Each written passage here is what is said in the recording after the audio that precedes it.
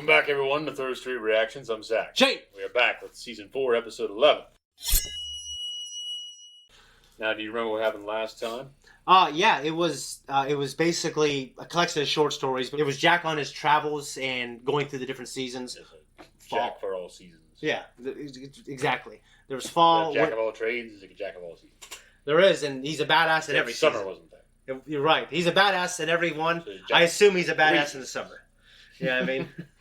But, yeah, and they had 3 different stories. We talked about just the beauty of them and how they're all very different. And the last one was cool story-wise, but visually the weakness. What are we talking about? It was visually the weakest. Fucking shitty Eggman in the first one, and that second one was Frost Giants. Yeah, it was so visually striking. Yes. But it was also depressing. Like, this man fought himself, and I'm an idiot, and granted we were talking, but I kind of thought that they were doing some ceremony. And he interrupted it, ripped the sword out. Ah, bitches! No, they were just fighting over it. Okay, so, and then he's like the greatest warrior. He's the greatest warrior, and he wasn't exactly defeated in the traditional sense, but he pretty much was. I mean, all his faith is in the weapon. Yeah, all his faith. He should know that the weapon doesn't make the man. No, it does not. Oh, without the sword, you're nothing! Dragon Ball Z Trunks. Anyways, that's pretty much all I got, guys. Before we jump in, make sure you go to our Patreon to see the full-length version of this. For the original run, I believe we have this, and then we have one more episode left. So go check that out before we jump into the final, critically acclaimed 5th season. Go to our Patreon now. Sweet thing. I miss her. You don't have Harrison Ford narrating it. I hate the rain. It makes me all... I love the rain. To the beginning. Aku's beginning.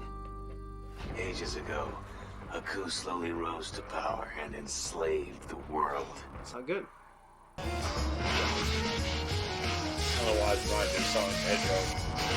Yeah. Remind me of Cowboy Bebop. The cartoon, not the Netflix series, which is really good. How did those 4 men come up with that? That's the Jetsons. That looks a little cooler. Although I do like the dog. That is. But as time progressed, the scientists got better. Much better.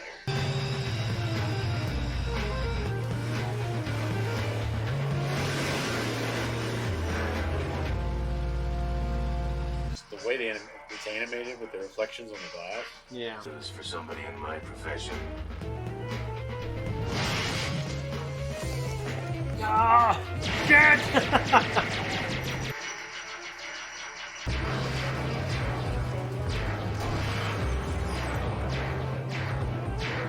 I became the best. The motions helped. Sweet thing. They could do an extreme. That's nice. The heart. Slightly different art looking right here. Look at the tongue. The heart. Yeah, that's cute. I didn't care though. Me and Lulu had a good thing. So.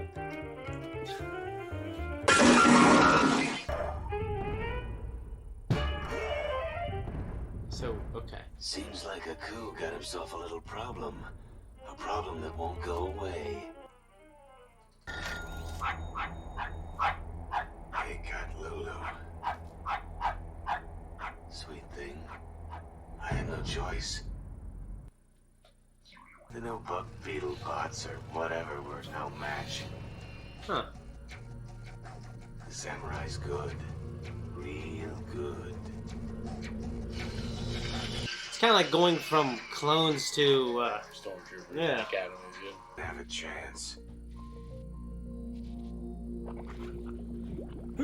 Oh. But I gotta try. For Lulu. Sweet thing. I'm really into this. It's a really good episode. Kind of ironic, huh?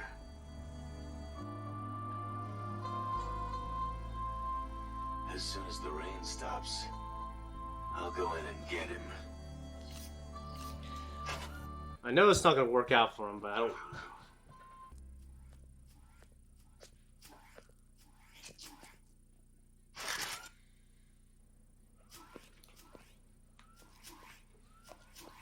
Walk around with sounds like that. It's no fucking wonder.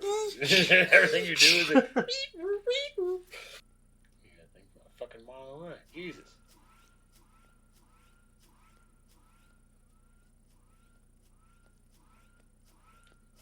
The imagery now is giving me like Batman the Animated Series vibes.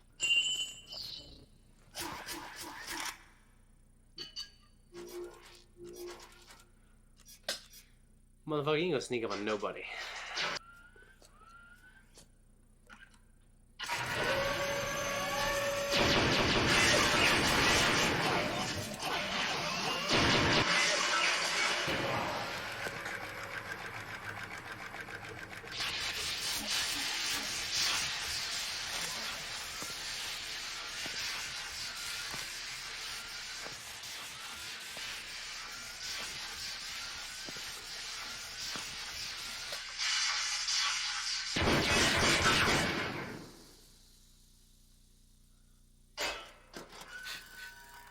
That's good.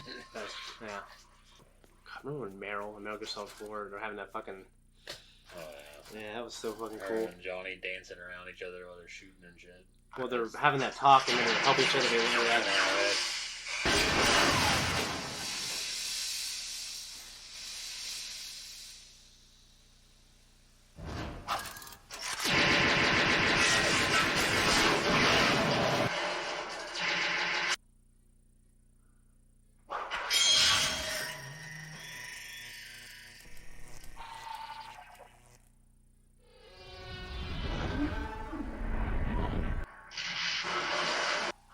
Lulu.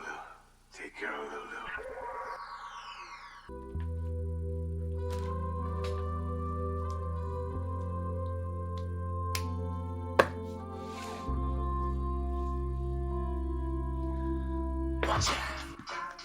I don't remember that one, but that might be my favorite in terms of the animation look.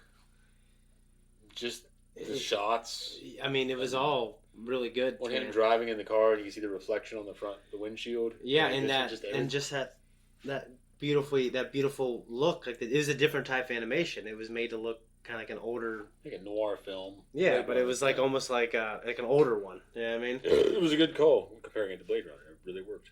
It dude, it was really good. It was great.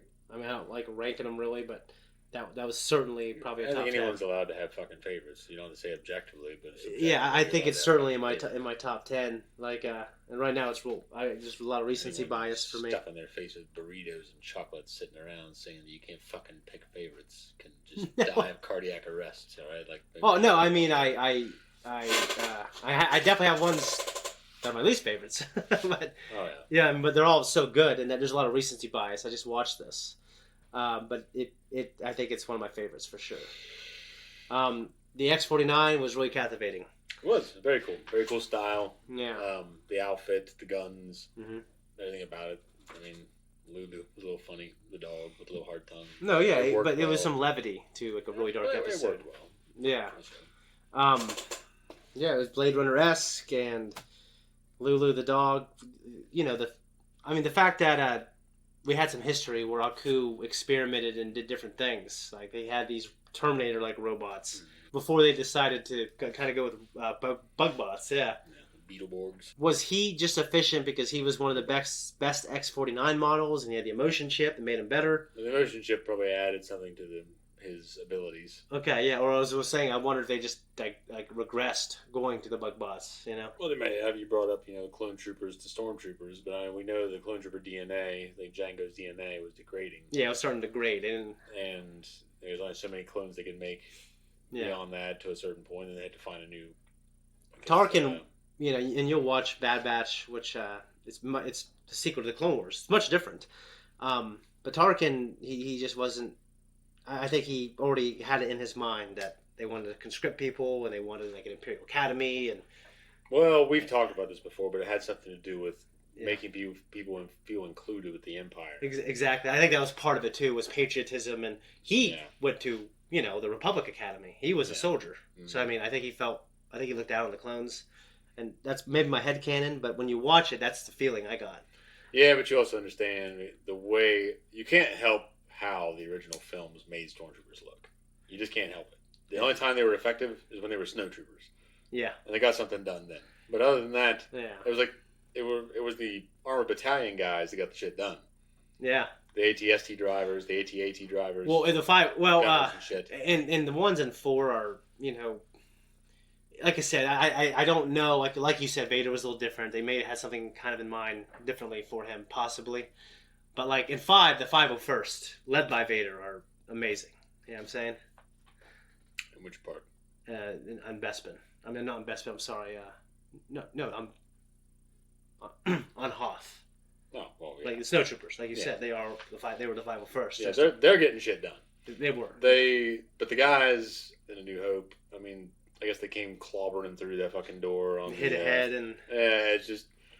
And I understand some of that's due to the time that the film was made, but I mean, episode 6 no one believed in that movie. Really, and episode 6 is where they really falter. Well, they're going against. What did I? They're supposed to make Vietnam. Yeah, what do you say? I know, but the way they portray the Ewoks is in no way comparable to the Vietnamese. Like these cuddly, fucking humorous things. Yeah. Have you played the Battlefront 2 game? No. You could play as Ewoks. There's a game mode where you play as stormtroopers who are trapped there, and it's nighttime, and they're trying to get off planet. Mm-hmm. And then you can play as Ewoks, where you have night vision, you have all this stuff, and you're hunting them down to kill them and eat them. And and they're very, what's it called, asymmetrical gameplay. Yeah. Like they're very different play styles. It is fucking fun. And I get that. And when they come out, you're like, ah! But that's not what was conveyed in the film. What was conveyed in the film was humor and cuteness. And you're supposed to feel bad for the Ewoks. And it was in no way made. Like I feel like if they were a lot more vicious, then yeah, it would have made sense. But like, well, they were gonna eat our heroes, Zakk. I know, but they weren't. It wasn't done and portrayed in a vicious way. Well, it was humorous. We see a lot. Humorous. I can't imagine you laugh. Well, maybe as I got older, I started laughing. I can watch it and see where it was portrayed to be humorous. It didn't mean I laughed. Yeah. It meant like I can look at it and see the script was written in a way that was supposed to be funny. Well, I feel like we see a lot of it from Wicket's eyes, who like he's the young Ewok with Carrie Fisher. Yeah, I know who he is. I feel like maybe we're kind of on the journey. We see it through his eyes, and he's rolling around, and he's kind of cute. But they wouldn't have been eaten anyway because Han and Luke's the one that tells them they need to surrender, and it'll be okay. Well, you're right, but there's a point where they cross the Rubicon. They don't have their weapons. Yeah, I feel like they could have gotten eaten if Luke didn't intervene with the Force. You know, I know, but the point is, like, I can't look at it that way because it's not how it was portrayed or meant to be portrayed in the film. Yeah, we both agree that I think this is just one of our favorite episodes. And, yeah, it was. It was fucking good. And the X model, and just for me, the history, there was because this is the future, and he's been in power assumingly since Jack lost to him back then, right? Well, he's been growing in power since then, right? Thousands. Thousands. Well, I don't think the robot has been around since his rise, but it's probably whenever Aku took over wherever he was. Yeah. Maybe he just understood that from his memory banks. Yeah. Because he wouldn't have been created yet. Yeah. I guess I imagine the robots that could have been decades ago. Yeah, because the scene it showed when Aku rising up through the fucking ruins, Mm-hmm. they were modern buildings. Yeah. Modern-esque buildings, at least, you might say from the 40s or 50s. Yeah. So you can't really... Yeah. It wasn't like it was during Jack's time. Yeah. One thing, I wrote a note because you brought up Mystique. Oh, no, that was fucking last episode. Damn it. Mystique threatening someone, and you're talking... What was Mystique when she seduces that guard? Oh, okay, and because you're talking about me, if I would give in to that woman, and something about myself that I always remind myself of is when Magneto talks about Mystique. That keeps you clean. That keeps you honest. Yeah, because Mystique seduces that guy. Yeah, and then Magneto comes in. He's like something about a beautiful woman. He's like, particularly one interested in someone like yourself. Yeah, like that shitty fat guard guy. Did you like him more as Magneto or Gandalf? Gandalf. Even though he's really cool as Magneto, but Gandalf is... Well, he's Gandalf. Yeah. He completely falls into that role. I really felt he would have been a great... sorry. Oh my God, I'm thinking Harry Potter. What's his name? Dumbledore? I think he would have been a great Dumbledore, too. He would have. I like the guy that got to play him after Edward Harris died. Yeah, I do, too. I can't remember that guy's name, but he's also in Sleepy Hollow. I need to see that again. He's brought up 3 times. He's in a few... 3 different references. He's in a few Tim Burton works. You'd be surprised. I haven't seen Edward Scissorhands. Yeah, I haven't seen so many of his things. Yeah. He's great. I, as a child, at least, was very big and... Well, I shouldn't say very big, but I was more into Tim Burton shit. Yeah. Night Before Christmas. Well, he's got a beautiful style. Yeah, he's got a beautiful, beautiful style, and his other stop motion with the dog I thought was really good too. Yeah, Frankenweenie. Yeah. Anyways, guys, that's it. We'll see you later.